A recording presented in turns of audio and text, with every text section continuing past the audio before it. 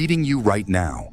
Every micro-expression, every word choice, every pause, that uncomfortable tightness in your chest, that's recognition. Because you just realized you're an open book to people who stay closed. Right now, smart people everywhere are asking, why do manipulators always choose me? How are stupid people gaining power over me? What invisible patterns am I broadcasting? Why does my intelligence feel like a weakness? When did I become so readable?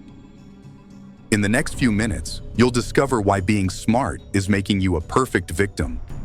But more importantly, you'll learn to become what Jung called the psychological void. Unreadable, untouchable, gone.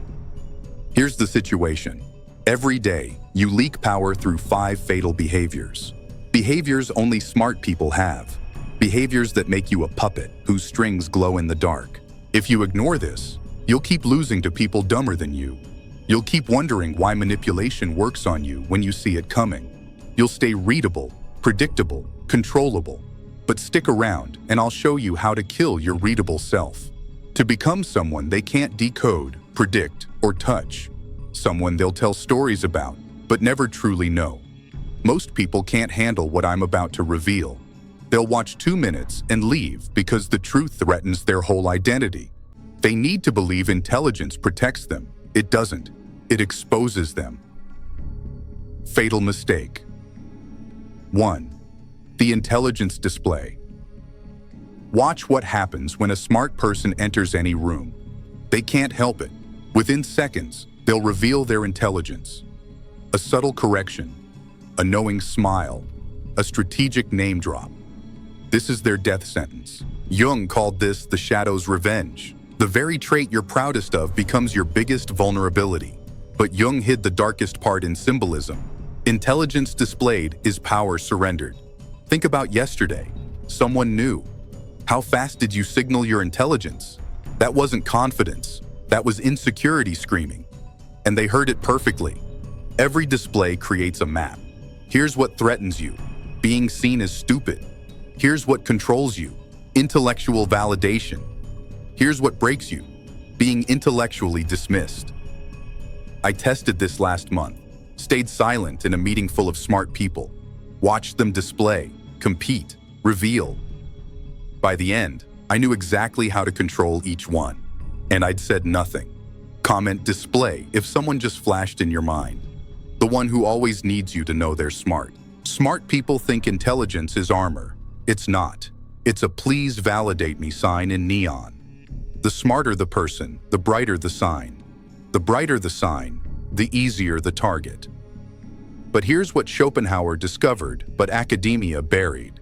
The intelligent person's need to be seen as intelligent is inversely proportional to their actual power. Real power hides. Fake power displays. This connects to something darker. Watch who triggers your display reflex most. It's never random. You display intelligence hardest around people who intimidate you. Your intelligence becomes a defense that tells them exactly where you're weak. Fatal mistake. 2. The explanation addiction. The moment someone questions you, your smart brain activates. Not to defend, to explain. This reflex is killing your power. Machiavelli wrote something most translations soften. He who explains has already lost. Not might lose. Has lost. Past tense. Done. Picture last week. Someone questioned your decision, your choice, your boundary. What did you do? You explained, justified, provided context, built logical frameworks. You thought you were communicating. You were submitting. Try this tomorrow. When someone questions you, count to 3. Then say, I've considered it. Nothing more.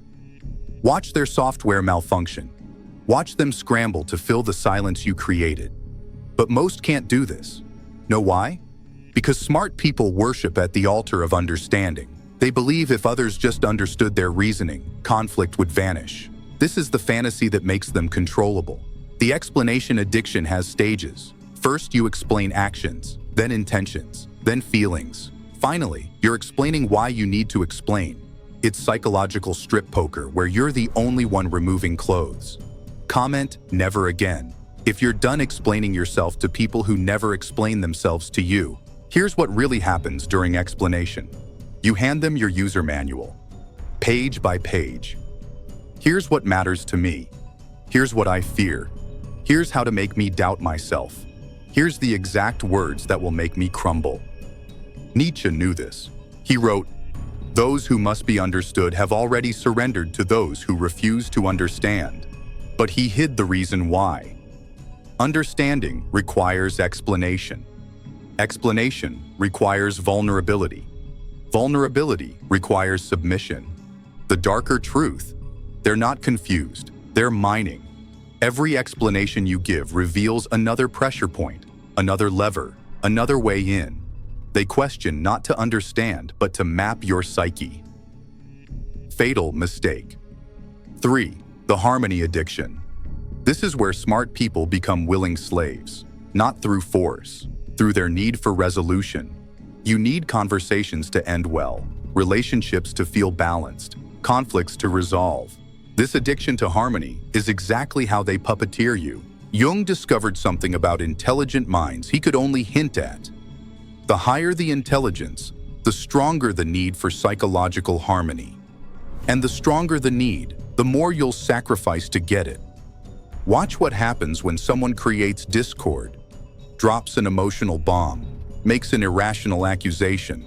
Your smart brain immediately works to restore balance. But here's what you don't see. They created the discord specifically to watch you scramble. Last week, someone did this to you. They destabilized your peace and watched you give up power trying to restore it. You thought you were problem solving. You were performing. The harmony addiction shows up everywhere. You apologize for things that aren't your fault. You mediate conflicts that don't involve you. You sacrifice your position for group cohesion. Each action screams, "I need equilibrium." Comment discord if you're ready to let conversations end unresolved, to let tension exist, to let others sit in the discomfort they create. Here's what Machiavelli knew. Peace is the desire of the weak. The strong create strategic discord, not chaos. Calculated disruption that reveals who scrambles and who stays still. Smart people think harmony equals health. It doesn't. It equals predictability. And predictability equals control. Your need for resolution is their remote control, and they're changing channels at will. But this connects to something more disturbing. The harmony addiction isn't just about peace. It's about something you can't admit. You need to be seen as the peacemaker, the rational one, the bridge builder. This need for moral positioning leads directly to fatal mistake. 4. The moral certification. Need this mistake makes me angry because it's the most invisible and most devastating. Smart people need to be seen as good, not just intelligent, good, ethical, right. This need for moral certification is how they break you without touching you. Schopenhauer saw this clearly. The need to be seen as moral is the most exploitable weakness in intelligent people. Why? Because moral certification requires external validation. And whoever controls that validation controls you. Think about yesterday. Someone implied you were selfish, unfair, mean. What happened? Your entire system activated to prove them wrong. You marshaled evidence, demonstrated kindness, exhausted yourself proving goodness. You just handed them your soul. The moral certification need has layers. First, you need to be seen as smart and good. Then you need public acknowledgement. Then constant reinforcement. Finally, you need it from people who withhold it strategically. Type good if you're done proving your morality to people who weaponize ethics. Here's the truth that will set you free. They don't think you're bad. They know you need to be seen as good. So they question your goodness to watch you dance, to make you comply, to reduce you to a performing seal. The moral vampire, that's what Jung would have called them if he could speak plainly.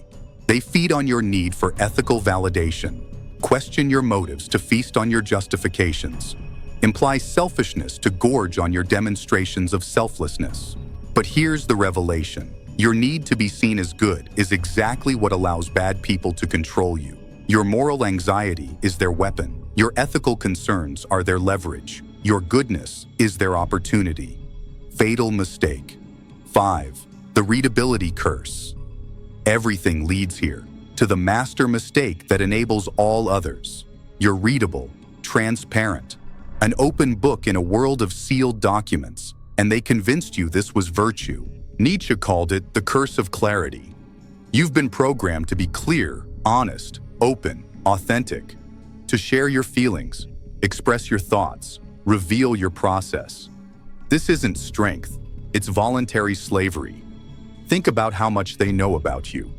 Your triggers, your values, your fears, your dreams. Now think about how little you know about them. This imbalance isn't accidental. It's cultivated. The readability curse has components. Emotional readability. They know what moves you. Intellectual readability. They know how you think.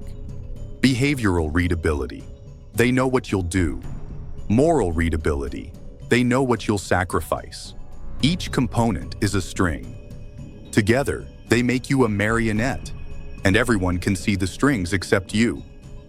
But here's what changes everything. You weren't born readable. You were made readable. By every teacher who said, share your feelings. By every parent who said, be honest. By every therapist who said, be vulnerable. Comment unreadable if you're ready to become someone they can't decode. They programmed you to be transparent while they learned to be opaque. They convinced you openness was strength while they practiced being sphinxes. You followed the rules they wrote to control you. The antidote isn't becoming fake. It's becoming strategic. It's choosing who gets access to your inner world. It's making that access expensive, rare, earned. It's becoming what I call the psychological void. Enter rooms 5 seconds late. Let them wonder why. Hold eye contact 2 beats too long. Let them question what you see. Pause 3 seconds before answering. Let them fill silence with their projections. Lower your voice when they raise theirs. Let them feel the weight of your calm. Smile with your mouth, not your eyes, when they test you. Touch your jaw when they lie. They'll think you know something. End conversations mid-sentence. Actually, never mind. Leave them holding questions you'll never answer. That discomfort in your chest? That's your readable self dying. Your transparent self suffocating. Your open book self closing forever. But becoming unreadable requires killing 5 parts of yourself. The part that needs to display intelligence, kill it. The part that needs to explain, kill it. The part that needs harmony, kill it. The part that needs moral validation, kill it. The part that needs to be understood, kill it. What remains? Someone they should fear. Not because you're cruel, because you're free. Not because you're evil, because you're effective. Not because you're heartless, because you're strategic. The game was always there. You were just playing blindfolded while they could see the board. Now your eyes are open. Now you can see their moves. Now you can choose yours. Most people want to be loved. You're learning to be respected. Most people want to be understood. You're learning to be effective. Most people want harmony. You're learning to weaponize discord. Tomorrow, every conversation changes. You'll see the intelligence displays, desperate peacocking for validation. You'll hear the explanations, voluntary surrenders disguised as communication. You'll feel the harmony addiction, people scrambling to restore balances you disrupted. You'll recognize the moral certification need, ethical anxiety you can trigger at will. You'll read the readable, open books begging to be controlled. But more disturbing, you'll see yourself, who you were, how you played victim perfectly, how your intelligence made you easier to control, not harder, how every strength was inverted into weakness. That person is dead now. What remains is someone learning the art of strategic absence, someone practicing selective opacity, someone becoming what Jung called the void that others fill with their fears. They called you difficult when you set boundaries. Good. They said you changed when you stopped explaining? Perfect. They think you're cold now? Excellent. They can't read you anymore? Mission accomplished. The transformation isn't complete. It's beginning. But you've crossed the line most never approach. You've seen what they didn't want you to see, learned what they needed hidden, become what they never expected. That feeling in your chest right now? That's your old self's funeral. If you want to complete this transformation, subscribe now. Because next week, I'm revealing what Freud discovered about power but hid in patient notes, the sixth fatal mistake that makes these 5 look like practice. Comment void if you're ready to become empty space that terrifies them. You're not the same person who clicked on this video. That person believed intelligence protected them, believed explanation connected them, believed harmony healed them, believed goodness guaranteed respect, believed readability meant authenticity. That person is gone. What remains is someone becoming the unreadable, the unexplainable, the comfortable with discord, the morally autonomous, the psychological void, someone they can't touch, can't read, can't control, can't predict, can't understand, someone they should fear. Your silence now has teeth. Your absence has weight. Your calm has danger. Your smile has secrets. You're not becoming mean. You're becoming immune. Not becoming evil, just done being prey. Tomorrow starts your new life. Watch them notice. Watch them test you. Watch them fail. And smile. With your mouth, not your eyes. Knowing they can't touch what they can't read. The game was always there. Now you're not just playing. You're winning. Welcome to the other side.